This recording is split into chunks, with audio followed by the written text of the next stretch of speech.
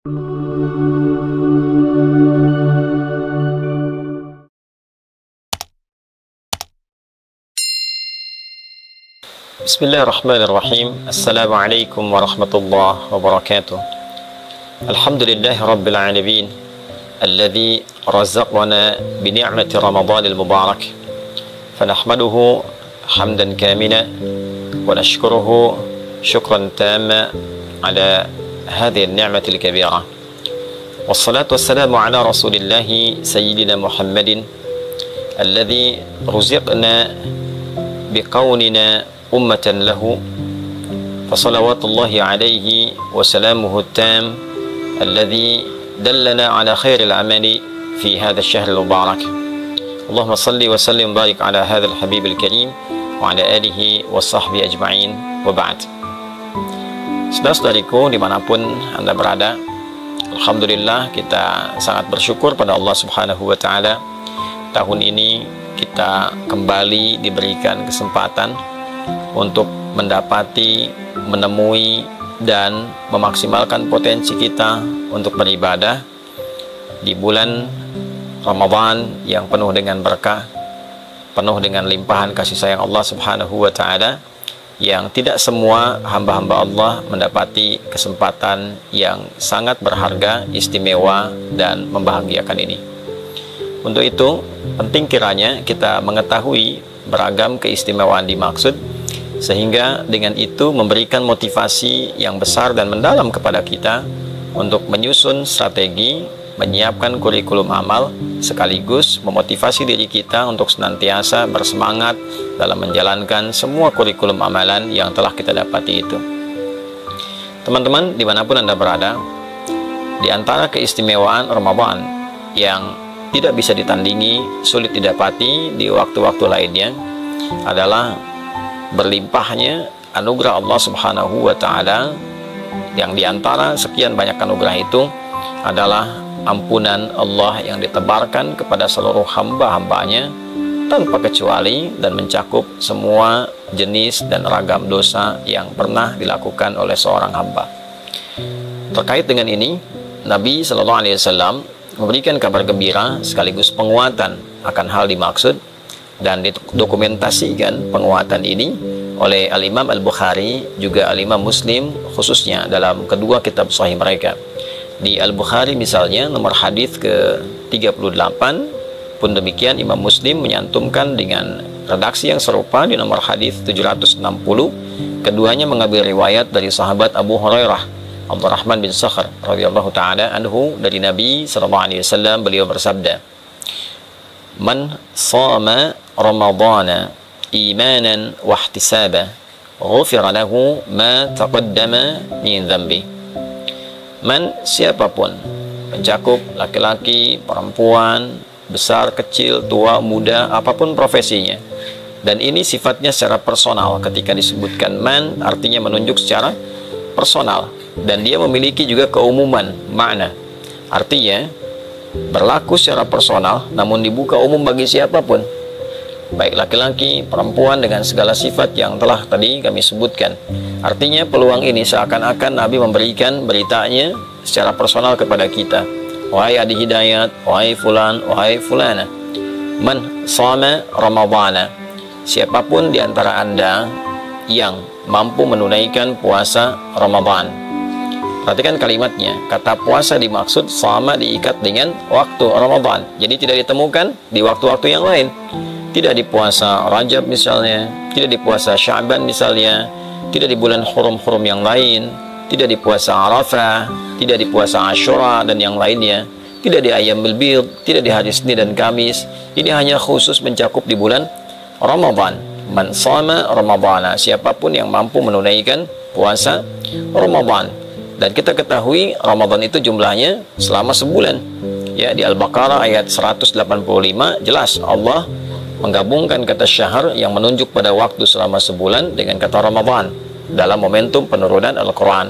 Syahrul Ramadan alladzi unzila fihi Al-Quran. Di bulan Ramadan itu yang diturunkan Al-Quran di dalamnya, itulah kemudian waktu yang menjadikan kita wajib menunaikan puasa selama sebulan penuh.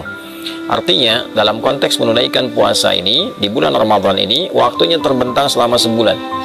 Siapapun yang mampu menunaikan puasa Ramadan dari hari pertama, hari kedua sampai yang terakhir selama sebulan, dengan catatan imanan wahtisaba.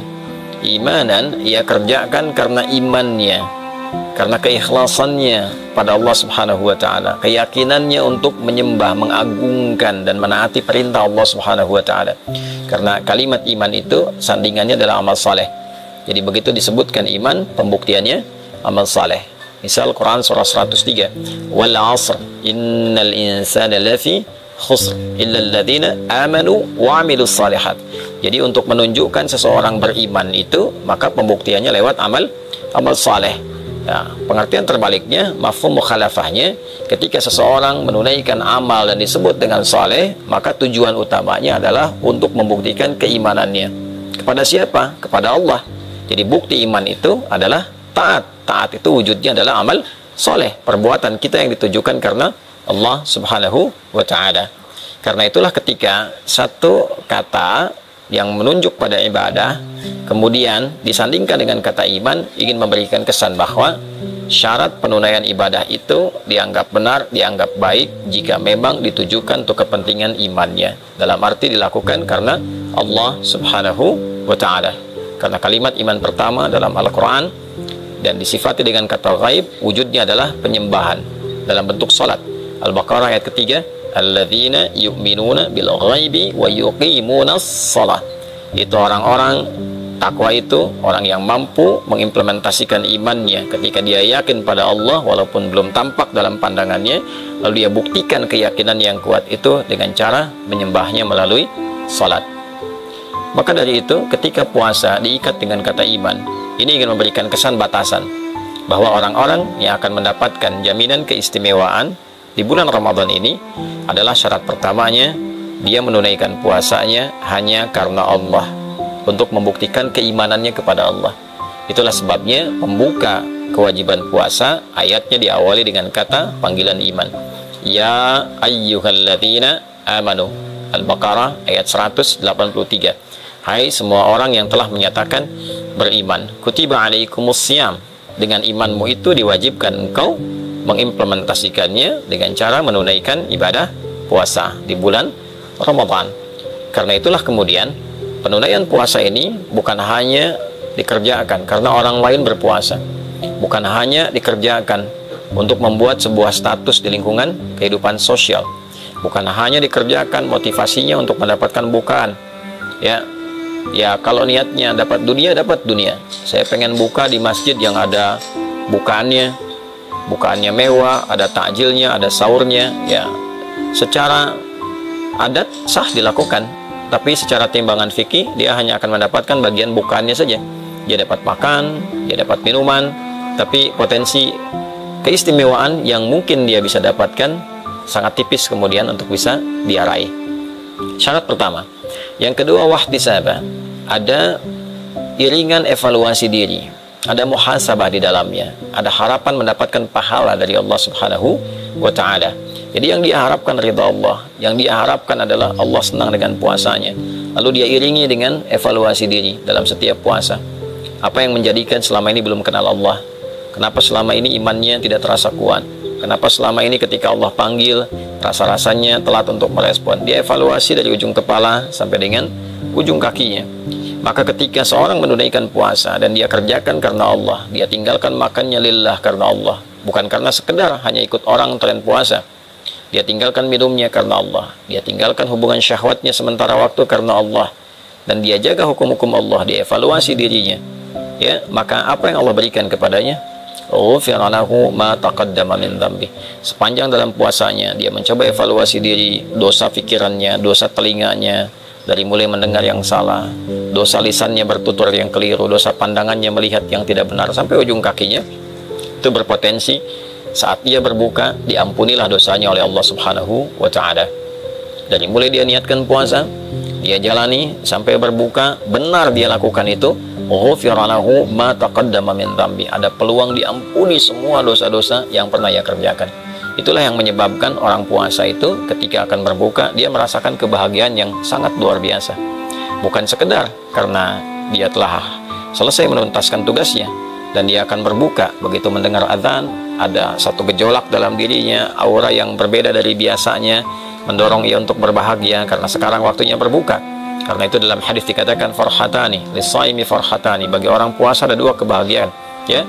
Farhatun anda yuftir, indama yuftir, satu kebahagiaan atau kama qala Rasulullah SAW, diraihnya ketika ia sedang berbuka, ya. Dan yang kedua, farhatun adalah satu kebahagiaan indama yalqa rabbahu bisyamihi, ketika ia kembali kepada Rabbnya dengan pahala puasa yang ditampilkan kepadanya. Maka saat ia berbuka ia gembira, bukan karena sekedar puasa telah selesai, tugas telah dilakukan, tapi dia bahagia pula karena pada saat itulah Allah berpeluang mengampuni semua dosa-dosa yang pernah ia kerjakan. Saat dia kembali kepada Allah, dia kembali dalam keadaan bersih, pahala telah dia dapatkan dari bacaan Quran, dari sholat, dari kajian-kajian, dari tilawah dan sebagainya, sehingga dia gembira. Dan disambutlah ia saat kembali itu dengan diperintahkan untuk memasuki pintu khusus dengan pahala puasanya, yaitu pintu Ar-Rayyan. Allah Subhanahu wa ta'ala menyampaikan kepada Nabi untuk memberikan kabar gembira, inna fil jannati baban yuqalu Rayyan, di surga itu ada satu pintu yang disebut dengan Ar-Rayyan, la yadkhuluhu illa shaimun, tidak akan dimasuki oleh hamba manapun kecuali ahli puasa. Di antara ahli puasa itu ada yang menafsirkan rajin puasa, tapi juga pengertian spesifiknya adalah orang yang berhasil menunaikan puasanya yang ia kerjakan karena Allah, dan dia mengevaluasi diri seperti disifati dalam hadis Nabi Sallallahu Alaihi Wasallam yang telah tadi diuraikan. Fa idza dakhaluhu ughliqa, kalau sudah masuk orang-orang dengan sifat ini, maka segera ditutup, tidak ada orang lain yang bisa masuk kecuali memiliki karakter yang serupa. Jadi teman-teman dimanapun berada, saya ingin mengajak pada diri pribadi dan kita semua untuk saling mendoakan. Dari mulai sejak awal kita menjalani ibadah puasa ini sampai ujungnya, tidak ada di antara kita yang tidak punya kesalahan. Tidak ada di antara kita yang tidak punya dosa. Yang dibawa ke akhirat bukan berapa banyak uang kita, bukan berapa tinggi status kita, bukan berapa luas ilmu kita, bukan berapa kuat tenaga kita. Yang dibawa pulang adalah timbangan antara pahala dan dosa. Berapa banyak amal solehnya, berapa banyak amal salahnya. Ketika ditimbang, apa yang bisa menutupnya? Maka kasih Allah menghadirkan Ramadan untuk kita, bukan yang lain, memberikan sebuah kesempatan yang dalam agar kita mampu memanfaatkannya dengan mengevaluasi diri dan berharap Allah membuat kita lebih baik dibandingkan dengan hari-hari sebelumnya. Nabi SAW bersabda dalam satu hadis yang didokumentasikan oleh Imam Al-Hakim An-Naisaburi dalam kitabnya Al-Mustadrak. Satu kali Nabi SAW bersabda, wa kama qala raghima anfu rajulin liman adraka ramadhana falam yughfar lahu. Sangat tercoreng kehormatan seorang muslim, sangat terhina, sangat jauh dari rahmat Allah seorang yang disampaikan kepada bulan Ramadan, tapi ia tak mampu mengkreasikan kesempatan yang diberikan untuk mendapatkan ampunan Allah Subhanahu wa ta'ala. Semoga Allah memuliakan kita, mengampuni dosa-dosa kita, memberikan kesempatan terbaik untuk mengisi sisa kehidupan kita dengan lebih mulia, dan mewafatkan kita dalam keadaan husnul khatimah. Allahumma taqabbal minna innaka antas sami'ul alim wa tub 'alaina innaka antat tawwabur rahim. Allahumma ighfir lana dhunubana ya Allah, ma qaddamna wa ma akharna, saghiran wa kabira. Allahumma rabbana atina fid dunya hasanah wa fil akhirati hasanah wa qina adzaban nar. Wa sallallahu ala sayyidina Muhammad wa ala alihi wa sahbihi ajma'in. Wa akhiru da'wana subhanakallahumma rabbana wa bihamdika asyhadu an la ilaha illa anta nastaghfiruka wa natubu ilaik. Walhamdulillahi rabbil alamin. Assalamualaikum warahmatullahi wabarakatuh.